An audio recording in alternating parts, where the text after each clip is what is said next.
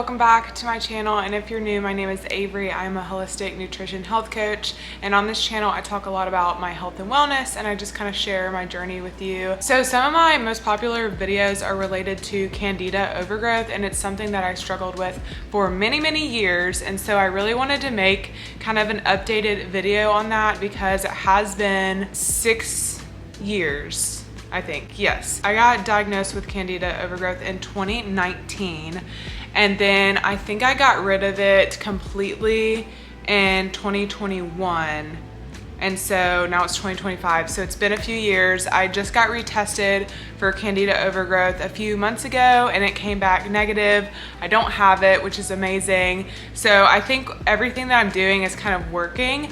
I don't want to say that I'm perfect because I have still struggled with some other gut issues, health issues, but as far as Candida overgrowth, I no longer have it. So today I want to give you a lot of tips and tricks that I do kind of on a regular basis to prevent having a reoccurrence of the Candida overgrowth. So I'm going to be talking about my diet, my lifestyle, and just some things that I do kind of on a daily basis, weekly basis, to prevent myself from having Candida overgrowth. And so I first want to start off by saying everyone has Candida in your body, but it's not until it becomes an overgrowth where it becomes a problem. So let me first start off with my diet. So my diet has really gone through a lot of changes within the past few years. When I was getting rid of my Candida overgrowth, I was really strict kind of paleo, and I didn't have a lot of sugars, I didn't have dairy, grains,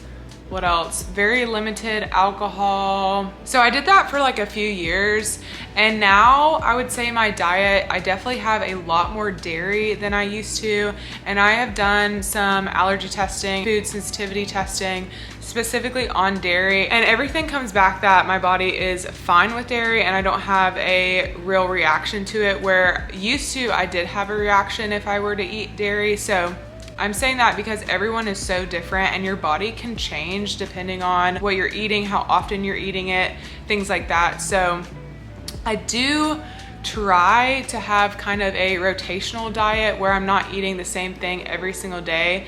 Honestly, some months I'm better at this than others, but for the most part, I really try to have a diverse range of food in my diet, and this helps feed the good bacteria in my gut, and therefore it creates more of a balanced environment, and that can help Candida overgrowth from coming back. So as far as probiotics go, I do have probiotics in my diet. I eat a lot of yogurt, specifically like coconut yogurt, because coconut is also a great antifungal, and so I try to have antifungals probably daily, as some sort of antifungal, whether it's pumpkin seeds, garlic, onion, coconut. If I feel like something is sort of off or I'm not feeling my best, sometimes I'll incorporate oregano oil. Oregano oil is really strong, and something that I had during my Candida cleanse. I have a video about all the antifungals, so I'll link that down below if you're interested in that, but I'm not like going really hard on the antifungals, but I do try to have them every day. It might not be a huge amount, just like something, but I don't take any probiotic pills, and I have in the past. I typically go for like a spore-based probiotic, but I don't think it's really necessary to take one like in pill form. I would recommend getting your probiotics through food,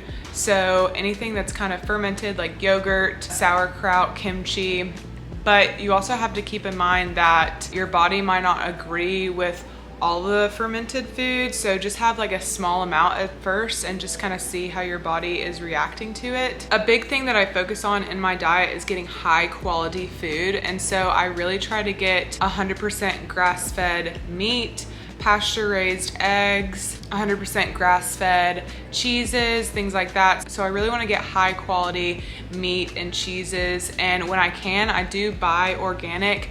I do kind of refer to the Dirty Dozen list, and the Dirty Dozen are like food groups, produce that you should really buy organic because they are really heavily sprayed with herbicides and pesticides, at least in the US. Anything with like a hard outer shell, like an avocado, a banana. Those things you don't necessarily need to buy organic because they do have like a hard outer shell. They don't really absorb as much as like a strawberry would.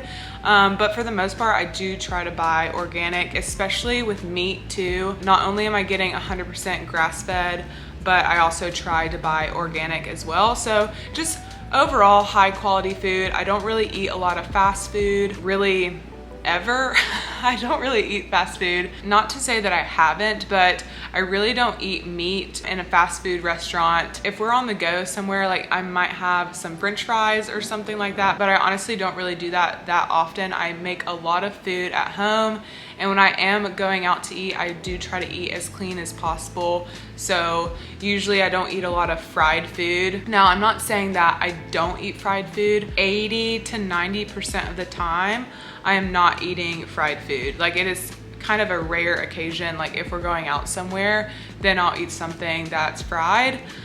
But for the most part, I do eat really clean and high quality produce. I don't really label myself as doing a specific diet anymore. Like I'm not 100% paleo or 100%, I don't know, keto or something like that. Like I don't really do that. I just try to eat really good quality food, and it seems to be working for me.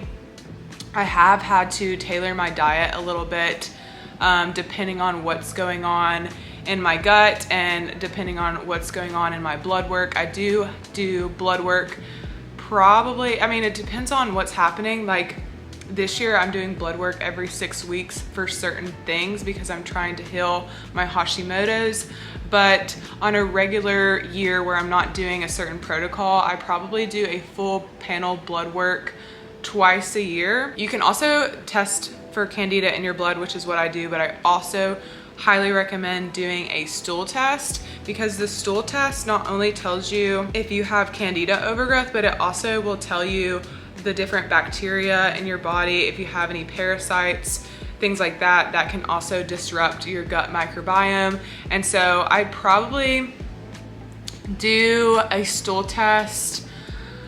I mean, I would love to do a stool test like once a year, but it is really expensive. So I would say for the past few years, I've done them maybe every 2 years just to kind of see where I am. And I'm just happy to report that I don't have any Candida overgrowth. My stool tests do look pretty good. There are some things that I am doing currently to really improve my gut health, but that's a different video. This is just on Candida overgrowth. But like I said, you can always do blood work and stool testing to test for Candida overgrowth, which is what I do. And I just think that it's amazing just to catch things early, like when you can. So if you're able to do that and if you can afford to do a stool test, I definitely recommend doing that. So also I wanted to say for the diet, one of the things that I cut out when I had Candida overgrowth was sugar. Like I cut out all sugars. Any kind of fruit that had high amounts of sugar, like mango, bananas, things like that, I completely cut out.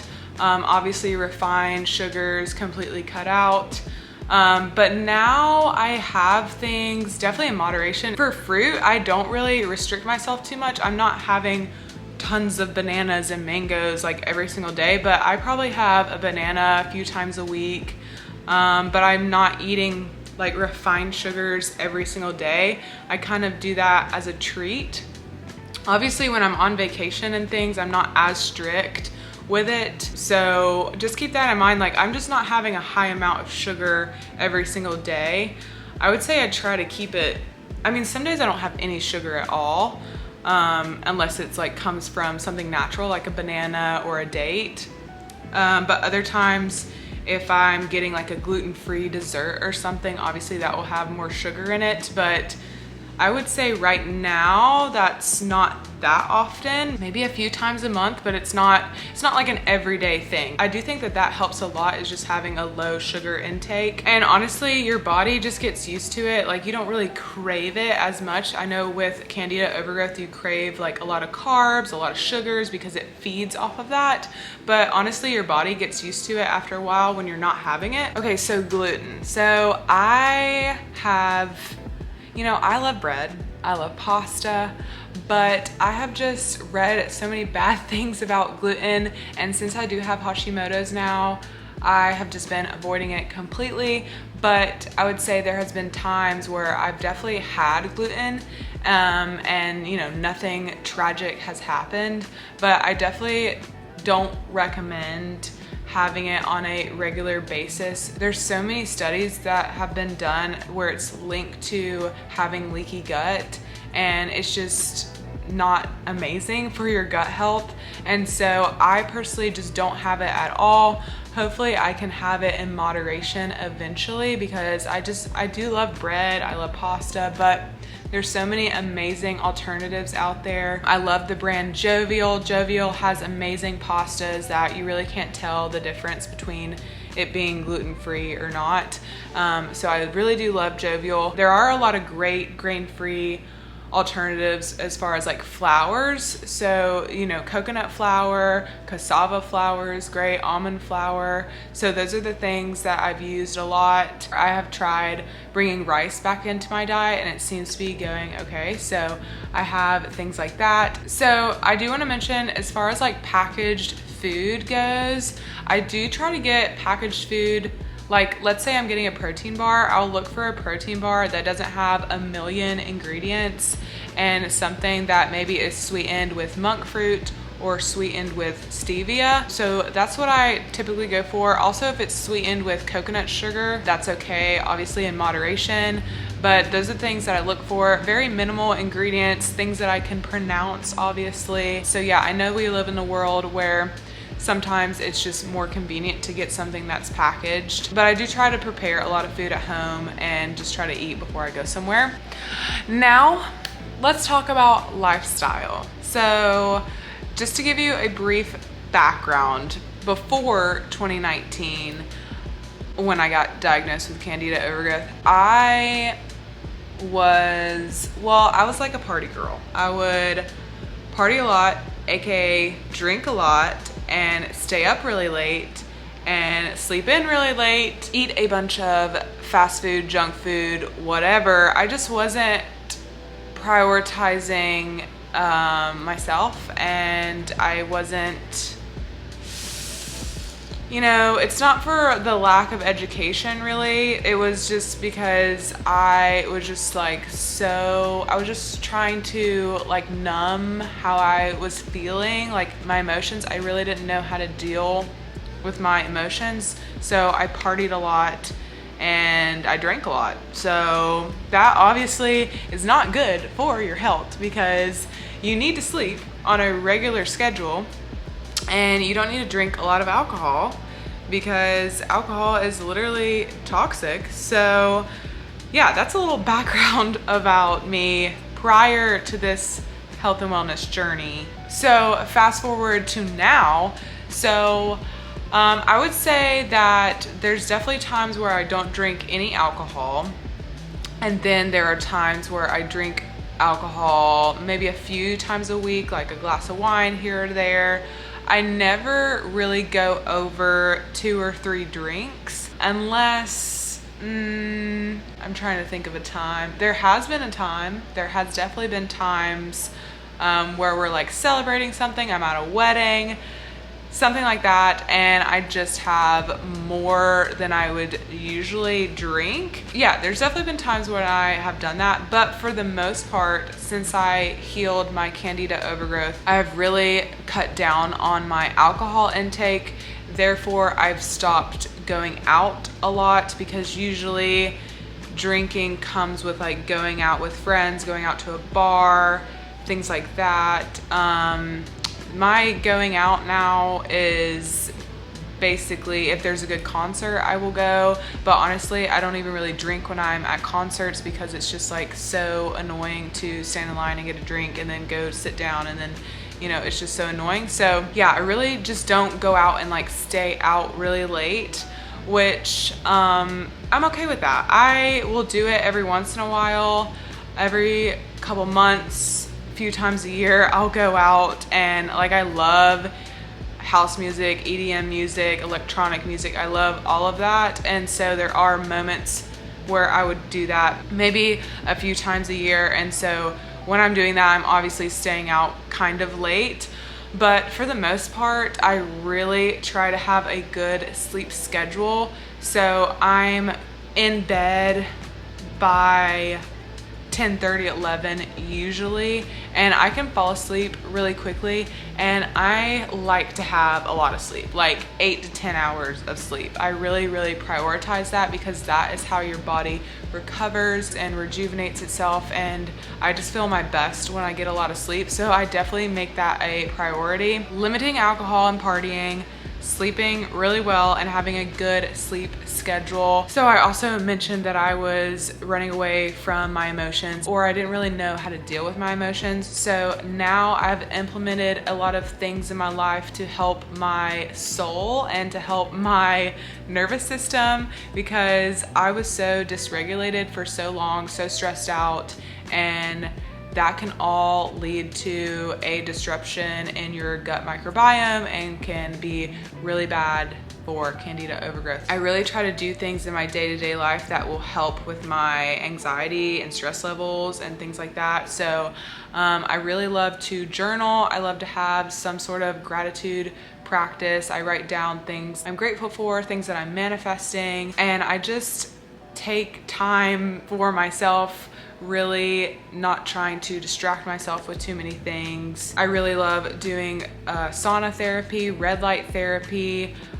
Things like that are really beneficial for your physical body, but also your mental health too, because you are kind of forced to sit there in silence, and you're forced to, I mean, specifically when you're in the sauna, like you're just in there by yourself sweating out toxins. So, I mean, I have a lot of time to think, and sometimes I'll bring a book in there and I'll read like a self-help book or something like that, but also I'll journal in there, and sometimes I'll even do some weights in the sauna.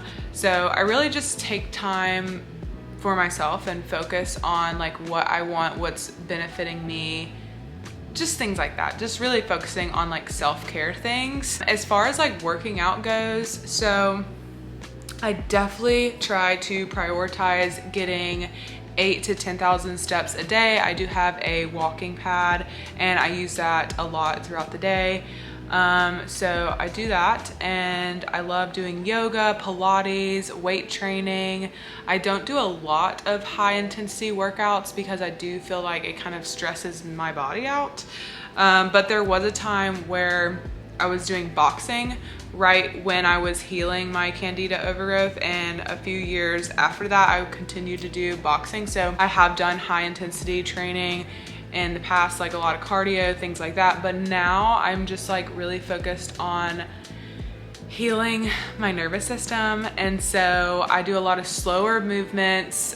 Weight training is really amazing, but a lot of low impact things. I think just from my history of playing sports all my life and doing a lot of cardio, running, you know, my joints, they're a little tired. I'm turning 30 this year, and I can just tell my body is not as young as it once was, but I still feel amazing, and so I'm just doing what I think is best for me right now. I do think that working out and moving your body is going to be great for your hormones, going to release endorphins, great for your stress, therefore being good for your gut health, which is great for your Candida overgrowth and just like the balance of the bacteria and the fungi and all of that in your body. I cannot stress how important it is to move your body. If you are capable of getting up, going outside, lifting weights, moving around, stretching, like do it. It's gonna be amazing for you in the long term and in the short term with your mental health and just everything. Movement is so amazing. Okay, the last thing is a sense of community. So I've really tried to have friends, people, family members in my life that I love so much and that bring me so much joy and happiness. I've really cut out people that were either a bad influence or that were putting me down negatively, and just just not being great for my everyday life. I will speak to those people still and see them every once in a while, but on a daily basis, I'm really speaking to like a very small group of people that are like my core group of people that just bring me happiness and a real sense of community. And I think that that is so important because life can be very isolating. So finding the right people for you that you can communicate with openly and that bring laughter and joy and just like understanding is so beneficial to your life, and that are really good influences on you. It's just has truly changed my life because your community, who you surround yourself with, that is a direct reflection of who you're going to be. So yeah, really honing in on creating a good community, good people around you has made such a great impact on my life. And so yeah, I think those are the main things that I have changed and that have been a really big focus in my life. And I just want to say that I am not perfect. I still mess up and do things that I'm not supposed to do or eat things that I'm not supposed to eat, but it's okay. And really keeping in mind that every day is a new day and you can start fresh at any point of your life, and you can do whatever you want to do. You can literally change your habits, your thoughts, anything like that. Like, you have the power to do that. If you are struggling with Candida overgrowth, I have a lot of videos about how I completely cured it. This is just a video of how I think that I've prevented Candida overgrowth from returning. So I do have a lot of resources on this YouTube channel. I also have an ebook specifically about Candida overgrowth, and it has a lot of the food recipes and a guide that I used when I was healing my gut. I created it last year, and so I definitely used all these recipes when I was healing from Candida overgrowth. So please check that out. It's on my website. And I just want to leave you with a little bit of encouragement because you can do it. Your body is so powerful. You have the ability to heal and get better. And so just stick with it. If you have any questions related to Candida overgrowth, please leave them down below in the comments. And you can also reach out to me via email or Instagram. If you like this video, please give it a like, send it to your friends if you know someone who is struggling with Candida overgrowth. And don't forget to subscribe. I'll see you in the next one.